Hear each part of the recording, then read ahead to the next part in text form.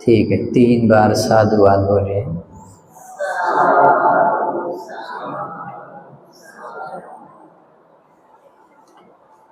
नमो तस्स भगवतो अरहतो सम्मा संबुद्दस्स। नमो तस्स भगवतो अरहतो सम्मा संबुद्दस्स। नमो तस्स भगवतो अरहतो सम्मा संबुद्दस्स। साधु साधु साधु। श्रद्धावंत उपासक और उपासिकाओं, आज हम तथागत सम्यक संबुद्ध के द्वारा उपदिष्ट श्री सद्धर्म में से एक उपदेश, एक देशना श्रवण करने वाले हैं। उदान ग्रंथ में आने वाले ये देशना है। इस देशना का नाम है जटिल सूत्र। जटिल है ना, जटिल का अर्थ होता है जिन्होंने जटाएं बांधी है सिर पर और जो तपस्या करते हैं, ऐसे लोगों को जटिल बोलते थे। पुराने ज़माने में ऐसे बहुत सारे लोग थे जो अपने बालों को उलझा कर रखकर तपस्या करते थे, तो उन लोगों को जटिल बोलते थे। तो उन्हीं को उद्देश्य कर ये सूत्र बताया गया है। एक समय भगवान बुद्ध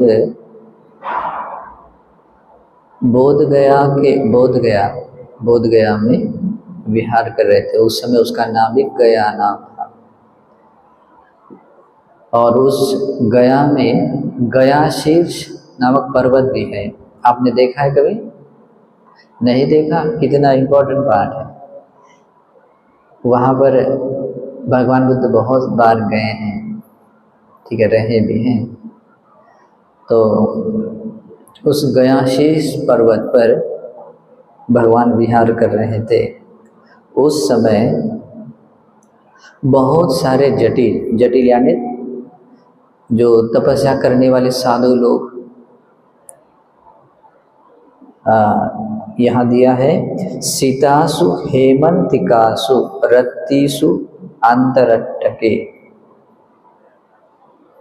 हिमपात समय गयाया मुज्जन्तीपि निमुज्जन्तीपि।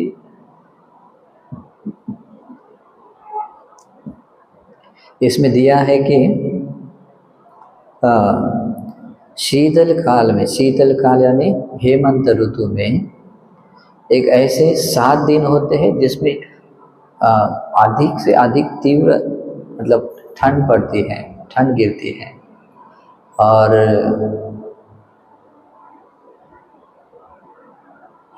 उस शायद जनवरी में शीतल काल में वो 7 दिन है कोई तो ऐसे कि जिसमें बहुत ठंड होती है। और उस 7 दिनों के बीच में वे तपस्वी लोग उस गया में कौन सी नदी है? निरंजरा नदी है। उस नदी में वो तपस्वी लोग पानी में डुबकी लगाते थे, मतलब अंदर जाते थे फिर ऊपर भी आते थे, पानी में डुबकी लगाते थे, बाहर निकलते थे। इसमें ये होता है, अभी देखिए ये एक दृष्टि है। ये दृष्टि होती है कि वो समझते हैं लोग कि अगर हम इस तरह से पानी में डुबकी लगाएंगे तो हमारे पाप धुल जाएंगे। हमने जो भी पाप किए हैं, तो किसी किसी के जीवन में बहुत सारे प्रॉब्लम्स आते हैं, उसको भी बताया जाता है कि जाओ तेरे ऊपर बहुत सारे पाप अभी मंडरा रहे हैं, अभी इस नदी में जाकर डुबकी लगाओ, इससे तेरे पाप धुल जाएंगे। और उसको ऐसा भी सिखाया जाता है कि जैसे कोई व्यक्ति एक डुबकी लगाता है तो डुबकी लगाने के बाद अगर बाहर नहीं निकलता तो मर भी जा सकता है।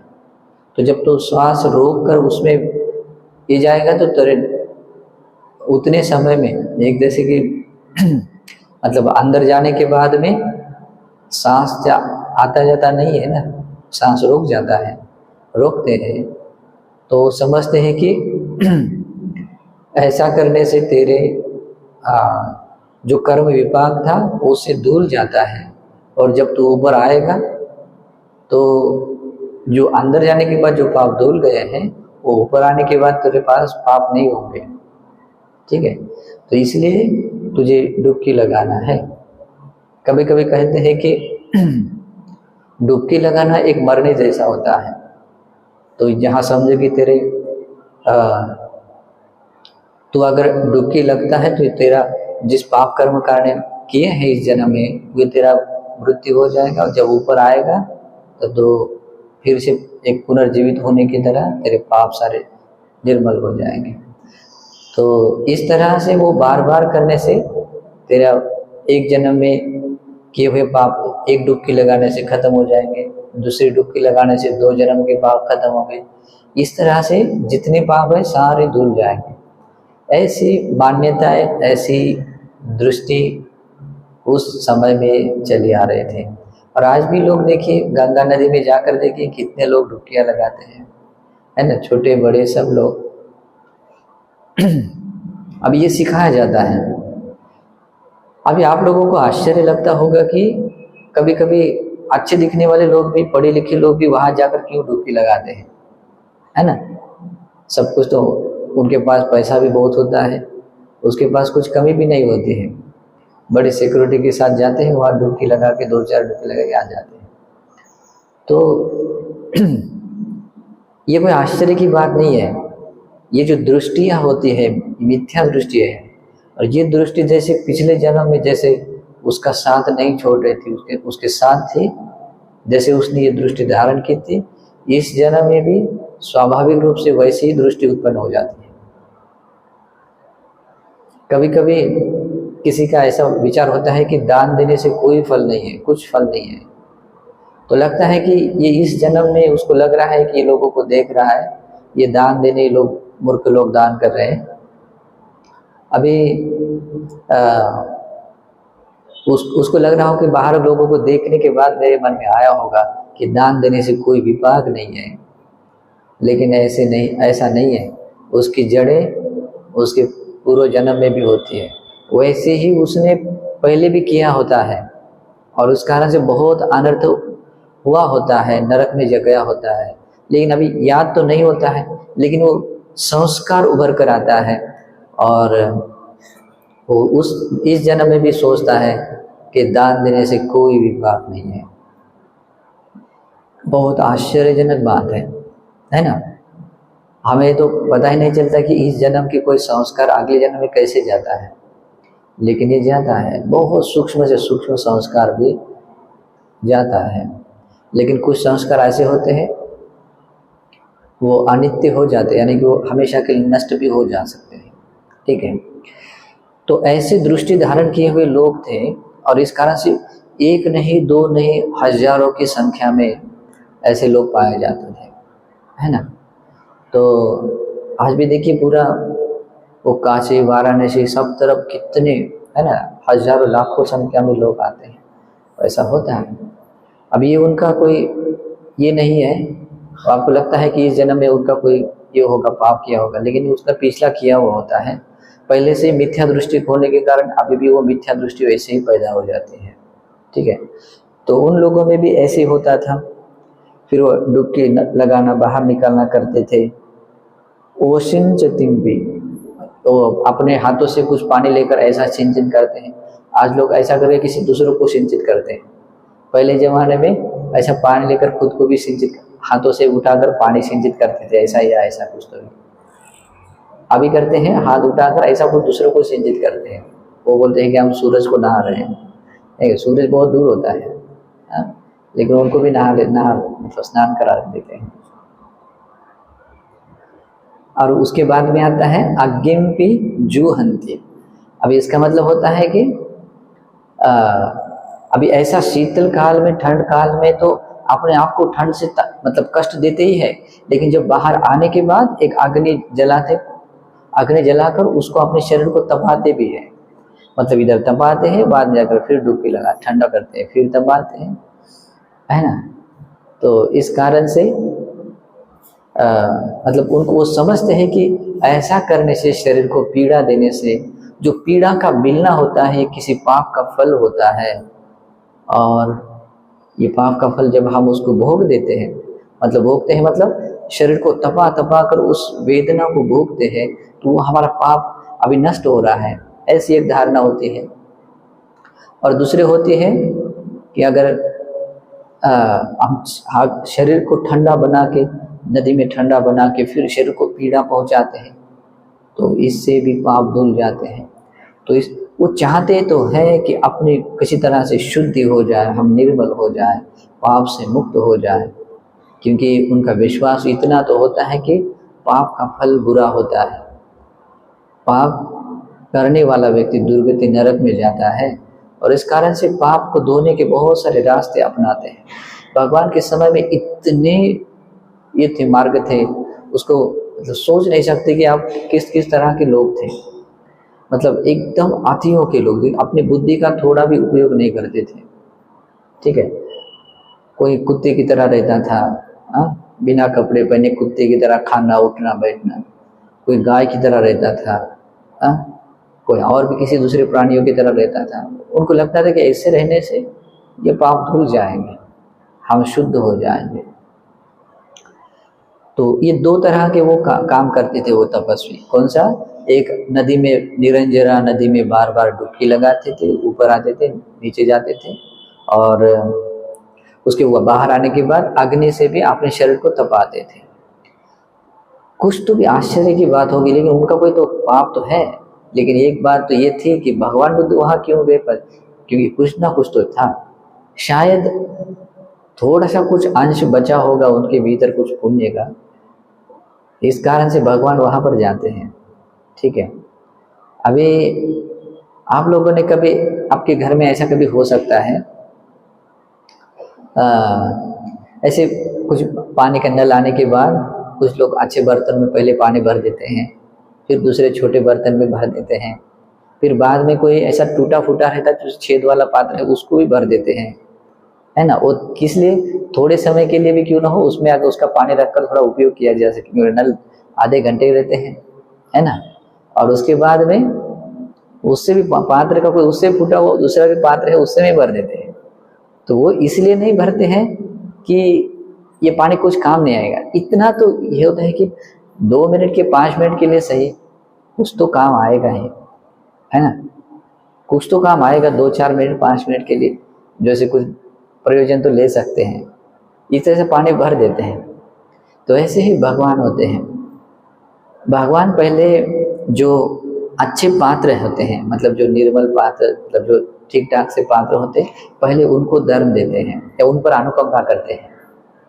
फिर कभी कभी जो साधारण से होते हैं, मतलब छोटे होते पात्र, उनको भी धर्म देशना देते हैं, उनको अनुकंपा करते हैं। और कुछ कुछ बहुत छोटे होते, लगता नहीं कि इसमें कुछ हो जाएगा काम, लेकिन इतना तो लगता है कि जैसे कि कुछ मिनट के लिए सही कुछ काम हो जाएगा। तो ऐसा समझकर भगवान समझते कि यार इसको थोड़ा बहुत भी क्यों ना हो, लेकिन उसका भला हो जाएगा, ऐसा समझकर उस टूटे फूटे पात्र की तरह जो लोग होते हैं टूटे फूटे, जिनकी अलग अलग मिथ्या दृष्टियाँ होती है, उन पर भी अनुकंपा करने के लिए कभी कभी समय समय पर जाते हैं। लेकिन जिसके पास कोई पात्र मतलब है ही नहीं, मतलब पात्र है ही नहीं, मतलब पूरा छेद ही है बड़ा को बड़ा, इधर से डालेंगे तो नीचे गिर जाएंगे, या उल्टे पात्र की तरह, उल्टा पात्र रहेगा तो कितना भी प्रयास कर नहीं जा सकता है। जैसे कि भगवान के समय में ऐसे 6 आचार्य लोग थे, मखली गोसल, निगंठनाथ पुत्र है का, और संजय बेलटी पुत्र, पकूद का चयन, ये ऐसे 6 आचार्य लोग थे। इनके पास भगवान कभी नहीं गए, ठीक है, लेकिन इन तपस्वी के पास गए, ठीक है। वो शायद भगवान का दर्शन मात्र भी हो जाए या कुछ हो जाए, इसे उसका भला हो सकता है कुछ अंश मात्र में। इस प्रकार की अनुकंपा भावना रखते हुए भगवान वहाँ पर जाते हैं जो लोग ऐसे करते हैं। अद्दस साखो भगवते संबहुले जटिले सीतासु हेमंतिकासु रत्तिसु अंतरट्टके हिमपात समय गयाय उम्मुज्जन्ते भी निमुज्जन्ते भी उम्मुज्ज निमुज्जन्ते भी करुन्ते। भगवान उस समय में उन बहुत सारे जटिलों को जो शीतल काल में हेमंत ऋतु में और हेमंत ठंड के रात्रि समय में शाम के समय में जबकि जिस समय की हिमालय में बहुत हिम वर्षा हुई थी और उस समय में गया के निरंजरा नदी में वो लोग डुबकी लगा रहे थे, बाहर निकल रहे थे और अपने इस तरह से करते हुए अपने शरीर को पानी से सिंच रहे थे, अग्नि से तपा रहे थे और इस तरह से अपने शुद्धि कार्य में लगे हुए थे। और ऐसे करते हुए उन जटिलों को भगवान ने देखा और वहाँ पर मतलब जा गए थे तो देखा उनको। और देखने के बाद उस अभी वो घटना कैसी थी, किस स्थिति में भगवान ने ये बात बताई या उन लोगों में से कितने लोगों के समझ में आई ये भी पता नहीं, लेकिन भगवान ने उनको थोड़ा सुनने में आ सके ऐसे एक अपने हृदय से एक उदान वाक्य बोला। उस स्थिति को देखकर मतलब जानकर उस समय में अपने हृदय से उदान वाक्य निकला। इसलिए उदान क्योंकि भगवान ने प्रसन्न मन से ये उदान इसलिए नहीं निकाला कि ये लोग अज्ञानी बनकर इस प्रकार से अंधकार में डूबे हुए लोग अज्ञानता कारण इस तरह से डुबकी लगा रहे, अपनी शुद्धि कर रहे हैं। उनको देखकर उनके मन में प्रसन्नता नहीं आई, उनको प्रसन्नता ये आई कि अरे ये अज्ञान अंधकार भरे लोगों मतलब ये जो लोग हैं अंधकार में फंसे हुए लोग हैं, किस तरह से अज्ञानता के कारण कुछ कर्म करते हैं जो कि शुद्धि का रास्ता अलग है और जो शुद्धि का रास्ता जो मैंने खोजा है और बहुत लोग इससे शुद्ध हो रहे हैं। तो बहुत सारे लोग इस तरह इस मार्ग पर नहीं गए हैं कि जो जिससे शुद्ध होने की प्रतिपदा है उस रास्ते से आकर बहुत सारे लोग शुद्ध बने हैं, विशुद्ध बने हैं। ये देखकर भगवान के हृदय में ये प्रीति वाक्य उत्पन्न हुआ है ना, इसी से होता है। तो भगवान कहते हैं न उदके न शुचि होती बहुवेत नायति जनो। नदी गंगा में बहुत सारे प्राणी जीव नहाते हैं, जैसे इंसान भी नहाता है, जानवर भी नहाते हैं, बहुत सारे प्राणी उस नदी में मतलब डुबकी लगाते हैं, नहाते हैं, है ना। लेकिन नहाने से न उदके न शुचि होती, लेकिन उनकी उस पानी से उनकी शुद्धता नहीं होती है, मतलब उनके मन उनके पाप नहीं धुल सकते हैं, ये नहीं हो सकता है, ऐसे भगवान कहते हैं। अगर ऐसा होता तो जो पानी में रहने वाली मछलियाँ हैं, जो मेढक है और भी जो केकड़े हैं, वो अपने सारे पाप धुलकर पूरे स्वर्ग में जाते हैं, है ना। ऐसा नहीं होता है। इसलिए भगवान कहते हैं कि इसमें बहुत सारे प्राणी इस नदी के पानी में नहाते हैं, लेकिन उस नदी के पानी से किसी की शुद्धि नहीं होती है। लेकिन यम्मी सच्चंच धम्मोच सो शुचि सोच ब्राह्मणो। देखिए, लेकिन जिसमें सत्य है और धर्म में जो प्रतिष्ठित है, वह व्यक्ति अपने सभी पापों को धो देता है और वही व्यक्ति सुविशुद्ध परिशुद्ध है, वही व्यक्ति ब्राह्मण है, यानी कि वही व्यक्ति अरहंत है, क्षीणाश्रव है। देखिए, ये ब्राह्मण शब्द कितना मतलब मीनिंगफुल है। आजकल के लोग उलझ गए हैं, उनको लगता है कि हम कुछ पाप धोने की कुछ क्रिया कर रहे हैं तो हम पाप धोने वाले ब्राह्मण बन गए हैं, लेकिन ऐसा नहीं होता। आजकल खुद के नहीं धोते हैं, लेकिन दूसरों के जरूर धो देते हैं, है ना। बहुत सारी कर्मकांड करके तुझे शुद्ध कर दिया। हाँ, उनकी एक वाक्य होता है कि हम ब्राह्मण हैं, हमारे मंत्र किस काम के हैं, है ना। ऐसे ही तो बड़े बड़े पापों को ऐसे ही धो देते हैं, तो बहुत सारा कुछ लेते हैं, खुद मलिन बनते हैं दूसरों को भी मतलब दूसरों को धोने के लिए एक कवच डाल देते हैं, ठीक है। लेकिन भगवान ने कहा ऐसा कि जो व्यक्ति सत्य में प्रतिष्ठित है, अभी देखिए असत्य होने से, असत्य व्यवहार होने से या असत्य को सत्य मानने से जो दृष्टि का मैल चढ़ता है, असत्य को सत्य मानने से दृष्टि मिथ्या हो जाती है और मिथ्या दृष्टि का मैल उस पर चढ़ जाता है। लेकिन ये मैल कहाँ चढ़ जाता है? उसके शरीर पर नहीं चढ़ता है, उसके मन पर चढ़ जाता है। मन मैला होता है, मन का कर्म है। और मन को मैला करने वाले और भी यह है, जैसे कोई व्यक्ति जहाँ इंसान का स्वाभाविक स्वभाव होता है मैत्री करुणा आदि करना, लेकिन वहाँ पर कोई व्यक्ति द्वेष करता है, क्रोध करता है, घृणा करता है, किसी को नीचा दिखाते हुए अपनी जाति अभिमान के कारण किसी को मतलब किसी की निंदा करता है, घृणा करता है, तो अपने मन को मैला करता है। वो भले ही देखे ऐसा लगता होगा कि अरे हम तो ऐसे हैं, हमें थोड़ी ना ये ऐसा कुछ मैल लगेगा। कुछ दूसरे लोगों के पास आते हैं तो उनको ऐसे दूर हटाता है और लगता है कि हम बहुत अच्छे निर्मल साफ सुथरे हैं, कोई ऊंचा भी नहीं होता है। आजकल लोग कैसे होते हैं, कोई कचरा साफ करने वाले कुछ लोग ऐसे होते हैं, वो लोग अगर हमारे पास आते तो उनको भी हम बोलते हैं थोड़ा दूर दूर रहो, इधर मत आओ, उसको टच मत करो, है ना। तो ऐसा स्वाभाविक हो जाता है, उनको लगता है कि मेरा शरीर भी मैला हो जाएगा। लेकिन कुछ लोग ऐसे होते हैं कि उनको देखने से भी या कुछ उनको अमांगलिक मानते हैं और उनकी घृणा करते हैं, निंदा करते हैं, और उसको शुद्ध करने के लिए कुछ तो भी डालते हैं जो बहुत गंदा होता है। आप लोगों को पता है क्या डालते हैं और शुद्ध करते हैं, लेकिन हालांकि उस जो साफ सुथरा होता है उसको और गंदा कर डालते हैं, है ना। तो ऐसा हो जाता है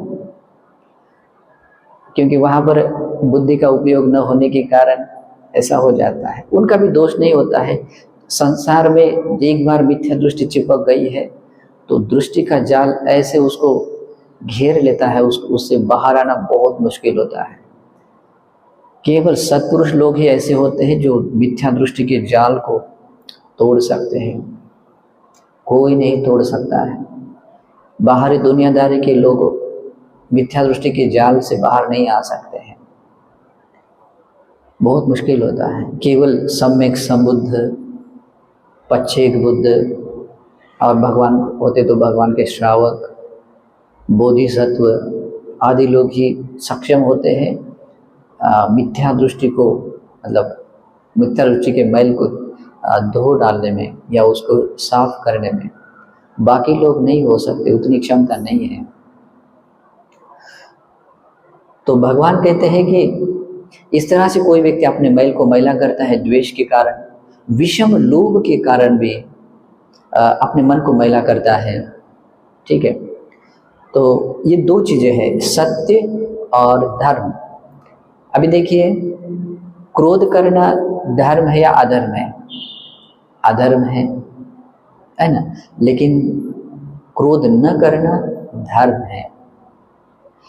क्रोध करने का जो मैल होता है वो क्रोध न करने से उसको धो देता है, तो धर्म में स्थित होता है ना। विषम लोभ होता है तो लोभ का मैल, अलोभ यानी लोभ रहित होने से वो लोभ का मैल धो डालता है। मिथ्या दृष्टि का मैल सम्यक दृष्टिवान होने से वो धो डालता है। और निरर्थक जो वाणी का जो मैल होता है, अकुशल होता है, निरर्थक बोलना। अभी बहुत सारे लोगों को पता नहीं होता है कि सार्थक बात क्या होती है, निरर्थक बात क्या होती है। और बुद्ध शासन के बाहर के लोगों को ये बात नहीं समझ में आती है। उनको लगता है कि जो हम कहते हैं एकदम सार्थक बात है ना। लेकिन सार्थक बात वो बात नहीं है कि केवल लौकिक लाभ देने वाली बात भी मतलब सार्थक हो सकती है, लेकिन वो भी परम सार्थक नहीं है। निर्वाण का अर्थ साध्य कराने वाली जो बात होती है वो कहलाती है सार्थक वाणी, अर्थ सहित। और जो व्यक्ति निर्वाण का अर्थ साध्य कराने में वाणी बोलता है या उसको सार्थक बात बोलता है, तो निरर्थक बोलने से जो वाणी का कर्म दूषित बनता है, उस कर्म को वो धो डालता है, साफ करता है ना। कटु वाणी बोलने से वाणी का कर्म दूषित हो जाता है। कटु वाणी यानी कठोर वाणी। कठोर वाणी बोलने के बहुत सारे कारण हो सकते हैं। कभी कभी छोटे से छोटा कारण हो जाता है, समझ में नहीं आता कि इतने छोटे कारण के लिए उसने इतनी कटु वाणी का उपयोग क्यों किया, लेकिन ऐसा होता है ना। क्योंकि सब में ईगो होता है, अभिमान होता है, अहंकार, घमंड होता है, चाहे पैसों का है, चाहे जाति का हो, चाहे अन्य किसी का भी हो, तो कटु वाणी का शब्द प्रयोग करते हैं। आप अगर उस तरफ जाएंगे, उत्तर दिशा की तरफ, तो वहाँ के लोग, बहुत सारे लोग ऐसे हैं कि उनको प्यार से भी बोलेंगे तो आपको दो चार मतलब ऊंचे आवाज़ में दो चार गाली देकर बात करेंगे, ठीक है। तो ऐसे भी लोग हैं, होते हैं। तो कटु वाणी उनको भी पता नहीं होता है, लेकिन जो संस्कार है, तो कठोर वाणी का प्रयोग करने से, वाणी बोलने से जो वाणी का कर्म दूषित हो जाता है, उस वाणी को शुद्ध करने का एकमात्र धर्म है, वो जल है, वो है धर्म का जल। और वो है जब व्यक्ति बहुत मधुर कर्णप्रिय वाणी से बोलता है। मधुर वाणी वो वाणी नहीं है कि बहुत प्यार से बोली जाए। कभी कभी लोभी व्यक्ति भी दूसरे को बहुत प्यार से बोलता है, बाद में अपना काम लेने के लिए, है ना। और बाद में अपना काम होने के बाद फिर जैसे थे वैसा, ऐसा होता है। तो केवल मधुर मतलब धीरे बात करने से, थोड़ा मीठा मीठा बोलने से, उसकी बहुत प्रशंसा करने से ये मधुर वाणी नहीं है। हाँ, लेकिन जैसे एक माता होती है, अपने प्रिय पुत्र को बात करते हैं, वो सबसे मधुर वाणी होती है। क्यों? क्योंकि माता के हृदय में प्यूरिटी होती है, निर्मलता होती है। अपने प्रिय पुत्रों के प्रति जो स्नेह है, प्रेम है, उसके भले के लिए जो बात बोलते हैं वो बहुत मधुर होती है। मधुर वाणी इसलिए भी होती है क्योंकि वो माता अपने पुत्र को हमेशा मतलब ये चाहती है कि उसका किसी तरह से भला हो जाए, तो उसके भले के लिए जो बोलती है वो वाणी मधुर वाणी होती है लौकिक क्षेत्र में। और माता को अपने पुत्र का आवाज चाहे जैसा भी हो वो मधुर ही लगता है ना। कैसा भी रहे तभी मधुर, दो चार गाली दे भी तब भी मधुर ही लगता है।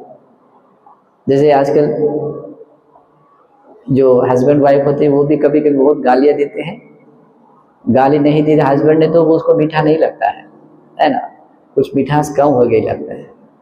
तो आजकल की भाषा में बहुत ऐसी शब्दावली है, लेकिन मधुर वाणी में एक है। भगवान बोलते हैं सभी रसों में जितनी भी मधुरताएं हैं, इन सभी मधुरताओं में सबसे मधुर शब्द, कोई मधुर वाणी कोई है तो है वो है धम्म। धर्म का रस है, वो सभी मधुर रसों में सबसे श्रेष्ठ मधुर है। और जो व्यक्ति धर्म की वाणी बोलता है वो व्यक्ति सबसे मधुर बोलता है, ऐसे है। तो कभी भी कटु वाणी का प्रयोग नहीं करना है। लेकिन इस कठोर वाणी का जो कर्म किया जाता है, जो दूषित कर्म होता है, उस कर्म को अगर धोना चाहे कोई तो उसको मधुर वाणी का उपयोग करना चाहिए। तो मधुर वाणी यानी कि धर्म की वाणी, उसकी भलाई की बात बोलनी चाहिए, है ना। भले की बात या कर्ण प्रिय बात वो लगती है जिससे कुछ लौकिक या लोकोत्तर कुछ मतलब उसका भला हो, है ना, तो वो बहुत मधुर हो जाती है। तो लोकोत्तर का लोकोत्तर यानी निर्वाणिक फल देने वाली कोई बात होती है तो केवल भगवान की ही वाणी है, अमृत वाणी है। तो उस वाणी का प्रयोग करने वाले लोग हमेशा मधुर भाषी होते हैं, ठीक है। तो भगवान बुद्ध बोलते हैं उस मैल को, कटु वाणी के दूषित हुए कर्म को धोने के लिए एकमात्र धर्म है, वो है मृदु वाणी या जो कर्ण प्रिय वाणी का बोलना, इससे वो पाप को धुल सकता है। उसके बाद में आता है चुगली का पाप। चुगली करता है व्यक्ति, दो मित्र रहते हैं, उस व्यक्ति को वो उसको देखने के बाद उसको रहा नहीं जाता है, वो उनकी मैत्री किस तरह से मैं दूर कर दूं, इसलिए क्या करता है कि उसकी कुछ बात इधर कि अरे वो तो तुम्हारे बारे में ऐसा ऐसा बोलता था, है ना, आरंभ में ऐसे हो जाता है और बाद में धीरे धीरे वो छोटा सा बात बोलने वाला होता है, लेकिन बातों बातों में बात बढ़ जाती है और उस दो मित्रों के बीच में एक दरार पैदा होती है। आजू बाजू में जितने भी देखो, जो भी लोग दूर गए हैं वो सब अपने अपने लोगों ने ही उससे दूर किया होता है। पराया व्यक्ति आकर कुछ नहीं करता है। जो दोस्त होता है या अपने संपर्क में जो रहता है वही एक दूसरे की चुगली कर करके उसमें अलग कर देता है। तो चुगली करना पाप है और इस चुगली करने के पाप को अगर धोना चाहे, अगर उस पाप को अगर कोई धोना चाहे तो उससे कभी भी उसने चुगली नहीं करनी चाहिए।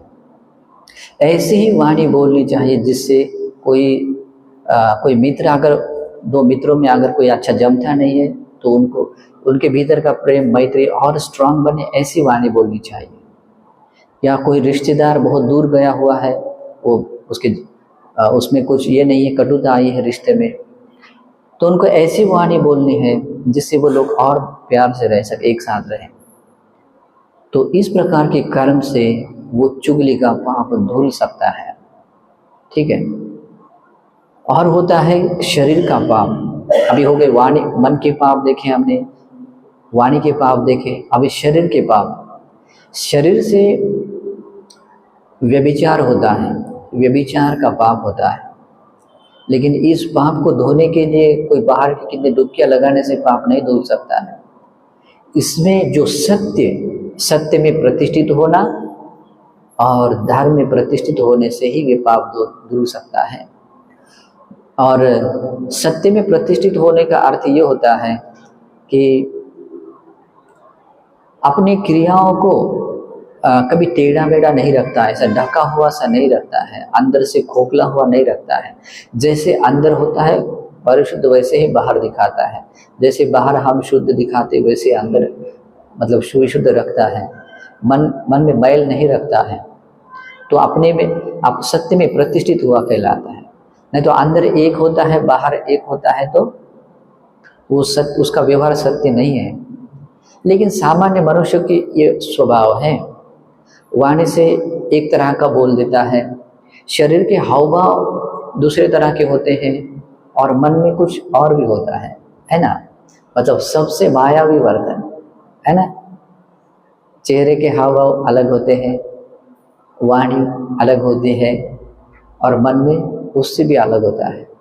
ठीक है, तो वो सत्य नहीं, उसको कहते हैं मायावी। ठीक है। सत्य और धर्म में स्थित होने का अर्थ होता है कि वो धर्म में स्थित होने, चाहे गृहस्थ हो तो जैसे कोई पति पत्नी है तो जो पत्नी होती है उसी के साथ वो रमन करता है, कभी पराई स्त्री के प्रति बारे में कभी मतलब गलत सोचता नहीं है। ठीक है। और उसे अपनी पत्नी में ही संतुष्ट रहता है, तो वो व्यक्ति कहलाता है वो धर्म का जीवन देता है। उसको बोलते दूसरा एक शब्द है सम्माचार। सम्माचार नहीं कि सम्यक आचरण, मतलब वो अनाचार नहीं है। तो ऐसा वो तीसरे शरीर से होने वाला पाप कर्म है, वो इस तरह से सम्यक आचरण से सम्माचार से उस पाप को धो देता है। तो सत्य और धर्म ये दोनों साथ होने से वो अपने पाप को धो देता है। फिर दूसरा शरीर से होने वाला पाप है चोरी करना, न दी हुई चीजों को लेना। अभी चोरी कर ली है, अभी ये शरीर के द्वारा किया जाने वाला पाप हो गया है। अभी इस पाप को धोने के लिए बाहरी कोई नदी नहीं है, कोई पानी नहीं है, कोई साधन नहीं है जो उसके मन के इस शरीर के इस कर्म को धुला जाए, मतलब धोया जाए। तो उसको धोने के लिए एकमात्र है सत्य और धर्म। तो उसको उस व्यक्ति को चाहिए कि न दी हुई चीज लेने से हमेशा के लिए दूर रहना, उसके प्रति विरत रहना। जैसे कि वीरमणि सिक्खापदं समादन्यम, ऐसे वो शील में प्रतिष्ठित होता है। तो जो चोरी करने से जो पाप हो जाता है वो हमेशा के लिए मतलब हमेशा के लिए कहने का अर्थ होता है कि वो धुल जाता है, वो साफ होता है, शुद्ध होता है। और शरीर से होने वाला और एक पाप है, वो है जीव हिंसा।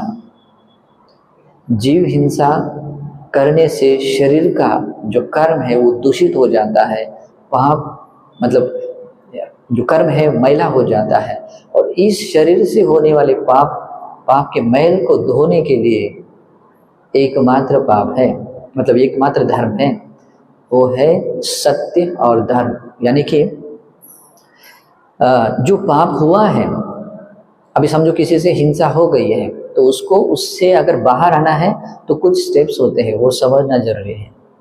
जैसे कि मेरे द्वारा कोई पाप हुआ है तो उसको पहले समझना है कि ये मेरे द्वारा पाप हुआ है।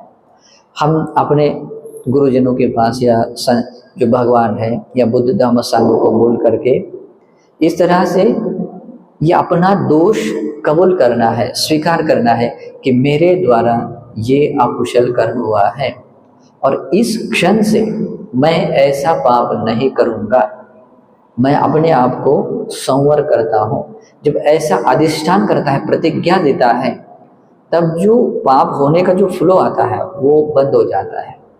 अभी यहाँ बंद मात्र हुआ है, लेकिन यहाँ पर उसने शील ग्रहण करना चाहिए। पानातिपाता वीरमणि सिक्खापदं समाद।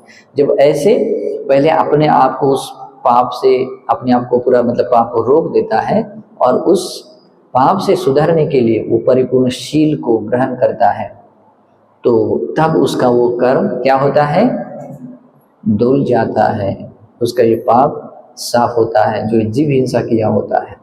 ठीक है, तो इस तरह से कोई व्यक्ति अपने सभी पापों को धो सकता है, उसको शुद्ध बना सकता है। किन अंगों से? सत्य और धर्म से। पाप कितने तरह के होते हैं? 10 प्रकार के हैं। जैसे शरीर से हिंसा करते हैं, चोरी करते हैं, व्यभिचार करते हैं। वाणी से झूठ बोलते हैं, चुगली करते हैं, कटु वाणी का प्रयोग करते हैं, यानी कठोर वाणी बोलते हैं और निरर्थक बोलते हैं। और मन के द्वारा होने वाले पाप कर्म 3 तरह के हैं। एक विषम लोभ होना, विषम लोभी होना, किसी का प्रति द्वेष करना और मिथ्या दृष्टि होना। ये 10 प्रकार के पाप कर्म है और इस 10 प्रकार के पापों को दूर कर सकते हैं, इस पापों को धो सकते हैं सत्य और धर्म में प्रतिष्ठित होने के बाद। इससे हम इन जितने भी पाप हैं, इन पापों से दूर रहते हैं और कुशल धर्म में प्रतिष्ठित होते हैं। तो जिन पाप कर्मों के होने के कारण मन मैला होता है, वो कुशल कर्म करने के कारण वो मन परिशुद्ध होता है। देखिए, आपने कभी ये सोचा नहीं ऐसे होगा कि जो पाप कर्म करने से व्यक्ति का मन मैला होता है, लेकिन पाप कर्म न करने से मन मैला नहीं होता है, लेकिन कुशल कर्म करने से वो मन जो मैल चढ़ा होता है वो साफ होता है। अभी समझ में आया? हाँ, तो ऐसा समझना जरूरी है। क्या होता है? इसलिए भगवान की शिक्षा होती है, सब पापस्य अकरण कुशलस्य उपसंपदा सचित्त परियोदपन एतं बुद्धानुशासन। ये सभी बुद्धों की शिक्षा है कि सभी पापों को न करना। ठीक है, ये पहला चरण है। दूसरा है कुशलस्य उपसंपदा, कुशल का संपादन करना है, यानी कि कुशल कर्म करना है। तो सभी पापों को न करने के कारण क्या होता है? पाप न करने के कारण जो मन मैला होने का जो स्वभाव होता है वो नहीं होता है, मन मैला नहीं होता है।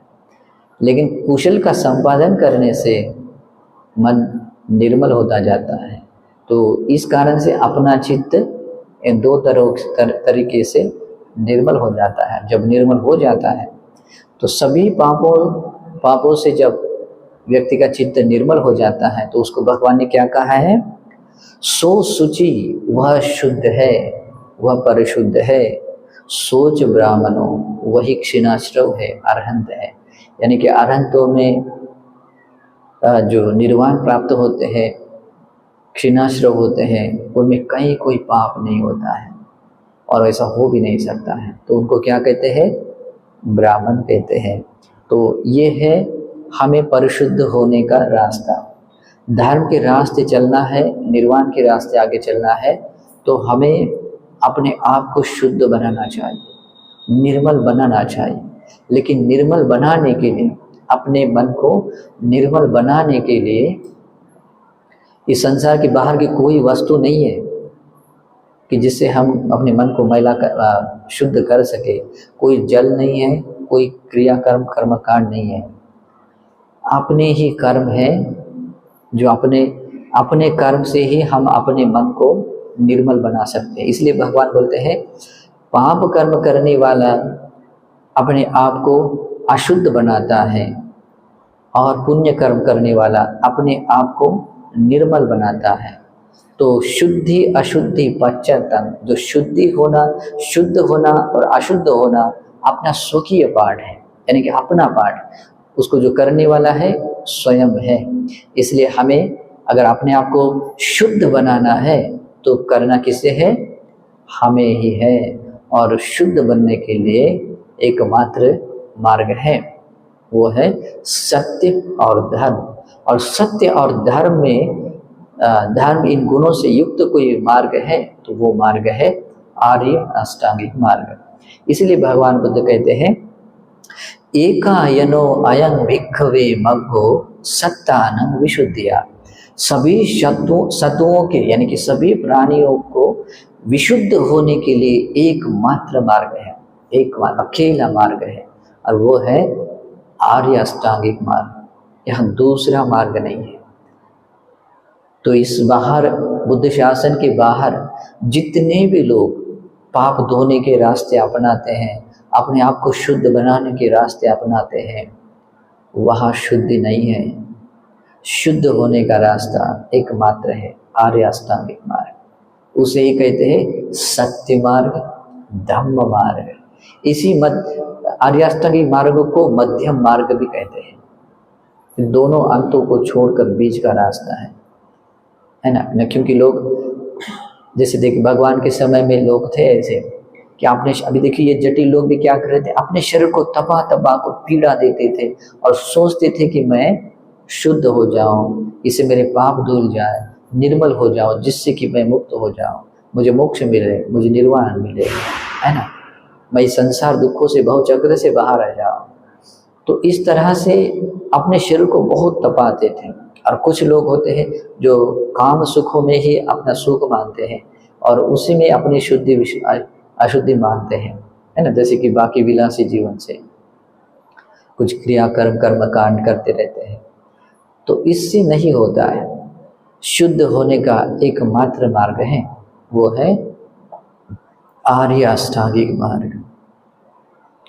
तो इसीलिए भी हमें अगर ऐसा लगता है कि अपने कायिक कर्म, वाणी के कर्म और मन के कर्म विशुद्ध बने, तो हमें सत्य और धर्म को धारण करना चाहिए।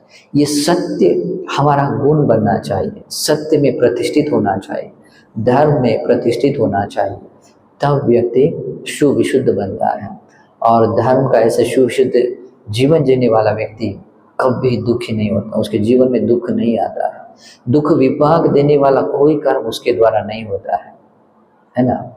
और ऐसा व्यक्ति ही 100% निर्वाण को पा लेता है या निर्वाण के रास्ते पर आरूढ़ होता है, दूसरा व्यक्ति नहीं है। अगर आपने आपको निर्वाण के रास्ते पर आरूढ़ बनाना है तो आपको इस आर्य अष्टांगिक मार्ग पर आरूढ़ हुआ व्यक्ति बनना चाहिए। मैं हमेशा अपने शिष्यों को भी बताता हूँ कि अगर इस धर्म में अगर जिंदा रहना है, धर्म में अगर जिंदा रहना है तो आपको शील का पालन करना चाहिए, सत्य और धर्म में प्रतिष्ठित होना चाहिए, तभी हम धर्म में जिंदा रहते हैं, जीवित रहते हैं। नहीं, ये धर्म नहीं है तो इस धर्म में भगवान के शासन से कब के च्युत हो जाते हैं, मर जाते हैं। हम पर कितना भी कहें कि मैं तो भगवान बुद्ध का हूँ, मैं बुद्धिस्ट हूँ, ऐसे कहने से कुछ नहीं मिलता है। ये धर्म में वही लोग जीवित रहते हैं, जिंदा रहते हैं, जिनमें जो लोग सत्य और धर्म में प्रतिष्ठित हैं, है ना, शील आदि गुणों में प्रतिष्ठित हैं। तो आपको अगर धर्म में जीवित रहना है, धर्म के अनुसार जीवन जीना है, विमुक्ति के रास्ते आगे बढ़ना है, तो सत्य और धर्म अपने भीतर प्रतिष्ठित कीजिए। इसके अलावा और कोई रास्ता नहीं है, और ये हमें ही करना है। तुम्हें ही किच्चन आतपम, ये काम तुम्हें ही करना है। अखा तारो तथागत, तथागत मार्ग दिखाते हैं, तथागत केवल मार्ग दिखा सकते हैं कि ये शुद्धि का रास्ता है, लेकिन जाना स्वयं को होता है। इसलिए भगवान बुद्ध कहते हैं शुद्धि अशुद्धि पश्चात्तर, ये शुद्धि और अशुद्ध होना अपना स्वकीय पाठ है। तो अपने आप को ही शुद्ध बनना है, विशुद्ध बनना है। ठीक है, तो इस तरह से अपने आप को सुविशुद्ध बनाने वाला व्यक्ति क्षीणाश्रव अरहंत कहलाता है, अरहंत कहलाता है। उसी को कहते हैं भगवान सोच ब्राह्मण, वही ब्राह्मण है। ठीक है, तो ये उपदेश यहाँ पर समाप्त होता है। तो ये उपदेश आप सभी लोगों को धर्म के रास्ते चलने के लिए, आपने शुद्धि पाने के लिए, परम विशुद्ध होने के लिए ये धर्म उपदेश आप लोगों के लिए प्रेरणादायी बने। इसी सद्भाव से हम मंगल मैत्री आशीर्वाद करते हैं। सुखी निदुखा निरोगा हन्तु निब्बानस्य पचयो होतु। सुखी हो, भला हो, मंगल हो। नमो बुद्धाय।